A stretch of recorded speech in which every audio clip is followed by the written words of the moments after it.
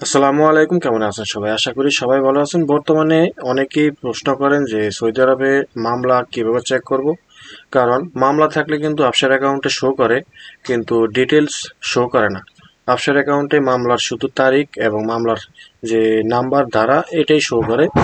আর শুধু সেখানে শো করে যে আপনি ট্রাভেল রেস্ট্রিকশনের ভিতরে আছেন বা সফর মামলা ভিতরে আছেন, এগুলোই শো করে। আর আপনি যদি মামলার ডিটেলস খোঁজ করতে চান বা চেক করতে চান, তাহলে যেতে হবে নাফাদে।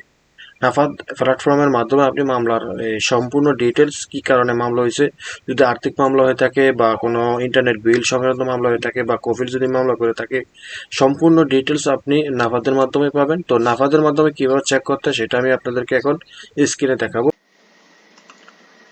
তো আপনারা সর্বপ্রথম মোবাইল অথবা কম্পিউটার থেকে আপনারা গুগল ক্রোমটি ওপেন করবেন, তারপর সেখানে লিখবেন এই নাফিদ অপশনটি লিখবেন। তো আমি আপনাদেরকে দেখাচ্ছি। তো আপনারা দেখতে পাচ্ছেন নিচে লেখা আছে। তো এই লেখাটা লিখবেন। এই লেখাটা লেখার পর আপনাদের সামনে আরেকটা ইন্টারফেস আসবে, আপনারা ভালো করে দেখে নিন।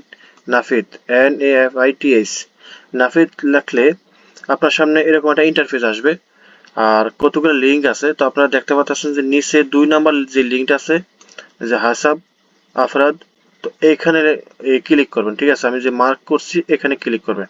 ঠিক আছে, উপরেরটায় নাই, নিচেরটা ক্লিক করার পর আপনার সামনে আরেকটা ইন্টারফেস আসবে। তো এরকম আসার পর আপনারা এখান থেকে আরবি ইংলিশ ট্রান্সলেট করে নেবেন, বা আরবি যদি বুঝেন তাহলে আরবি রাখবেন আপনার সুবিধা মতো। এরপর এখান থেকে আপনারা লগ ইন যে অপশনটি আছে, এই লগ ইন অপশনে যাবেন। ঠিক আছে, এই লগ ইন অপশনে যাবেন। লগ ইন অপশনে যাওয়ার পর আপনাকে আরেকটা ইন্টারফেসে নিয়ে যাবে। এরপর আপনারা এখানে দেখতে পাচ্ছেন ন্যাশনাল অথবা ইকামা আইডি। তো এখান থেকে আপনারা আপনার যদি মোবাইলে যদি নাফাত যে অ্যাপ্লিকেশনটি সেটা যদি থাকে, তাহলে আপনার এখান থেকে আপনার ইকামা নাম্বারটা দিয়ে লগ ইন করলে আপনার মোবাইলে ভেরিফিকেশন কোড আসবে। অন্যথায় আপনি একটু নিচে স্ক্রল ডাউন করে দেখবেন যে ইউজার নাম অ্যান্ড পাসওয়ার্ড। তো আপনারা সবচাইতে সব ভালো হবে যে এইটা ইউজার নাম এবং পাসওয়ার্ড, এখানে ক্লিক করবেন। ক্লিক করার পর আপনারা সামনে দেখবেন যে আরেকটা ইন্টারফেস আছে, এখানে যে ইউজার নাম এবং ন্যাশনাল আইডি, এখানে আপনি আপনার ইকামা নাম্বার দিবেন এবং এখানে আপনি আফসার অ্যাকাউন্টের যে পাসওয়ার্ডটা, আফসার অ্যাকাউন্টের পাসওয়ার্ডটা এখানে দিয়ে দিবেন। ঠিক আছে, তো আমি দিলাম না, কারণ সিম কার্ডটা আমার কাছে নেই। আমার সিম কার্ডে যে ভেরিফিকেশন কোডটা আসবে, তো সিম কার্ডটা কাছে নেই কারণে আমি আমার মোবাইল ভেরিফিকেশনের মাধ্যমে আমি ওপেন করে দেখাবো আপনাদেরকে। তো আমি একটু ব্যাগে যাই। তো আমি একটু ব্যাগে আসলাম, আবার ইংলিশ করে নিলাম, লগ ইনে গেলাম। তো আমি এখান থেকে ইংলিশ করে নিলাম আবার। এরপর আমি এখানে আমার ইকামা নাম্বারটা দিয়ে দিব। আপনি দেখতে পাচ্ছেন এখানে আমি আমার ইকামা নাম্বারটা এখানে দিয়ে দিব। ঠিক আছে, এরপর আমি এখান থেকে লগ ইনে ক্লিক করব। লগ ইনে ক্লিক করার পর আমার মোবাইলে একটু মোবাইল ভেরিফিকেশন আসবে, কারণ আমার মোবাইলে এই নাফাত আছে। তো আপনারা এখানে দেখতে পাচ্ছেন যে 57 একটা নাম্বার, এই নাম্বারটা আমার মোবাইলে আসবে। আপনারা দেখতে পাচ্ছেন এখন কিন্তু আমার এই ওয়েবসাইটটা এই কম্পিউটারে ভেরিফাই করে লগ ইন হয়ে যাবে। এরপর আমি দেখতে পাবো যে মামলা আছে কিনা, আর মামলা থাকলে সেই মামলার ধরনটা কি বা কি বিষয় নিয়ে মামলা আছে আমার নামে, তো সেটা আমরা এখান থেকে জানতে পারবো।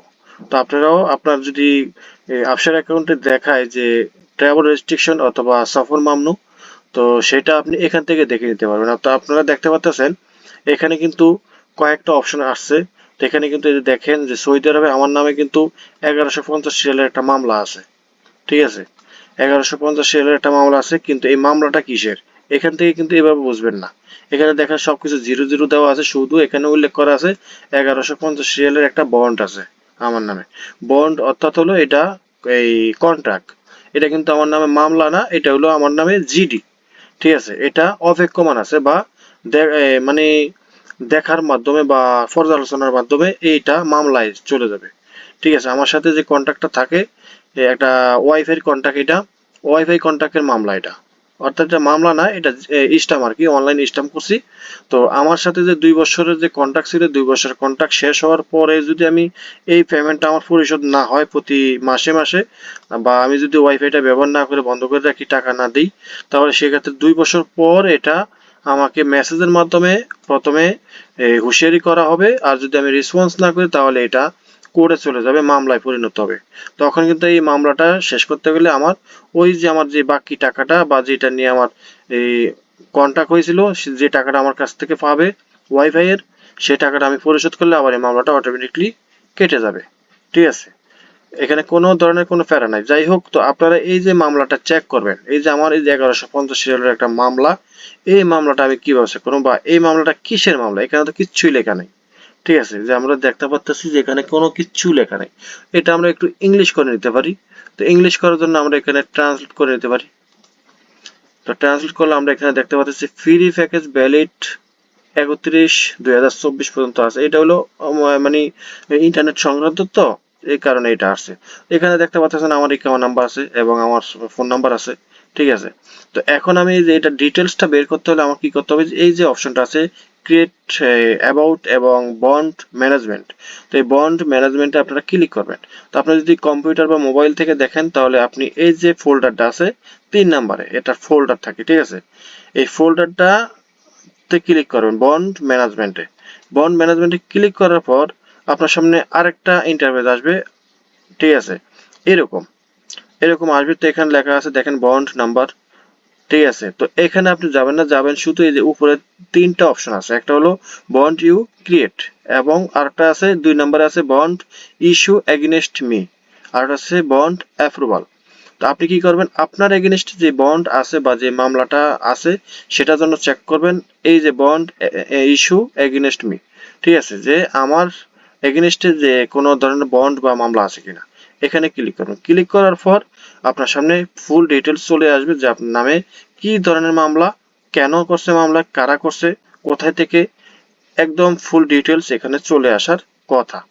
ঠিক আছে, তো আমরা একটু অপেক্ষা করি, যে আমার নেট স্লোর কারণে এই যে আপনারা দেখতে পাচ্ছেন এখানে সবকিছু আরবিতে চলে আসছে। ঠিক আছে, তো আমি যদি আপনাদেরকে দেখানোর সাথে বা বোঝার সাথে যদি আমি ইংলিশ করি, তো ইংলিশ অটোমেটিকলি হয়ে গেছে। এখানে দেখেন যে এখানে লেখা আছে the condition has been approved.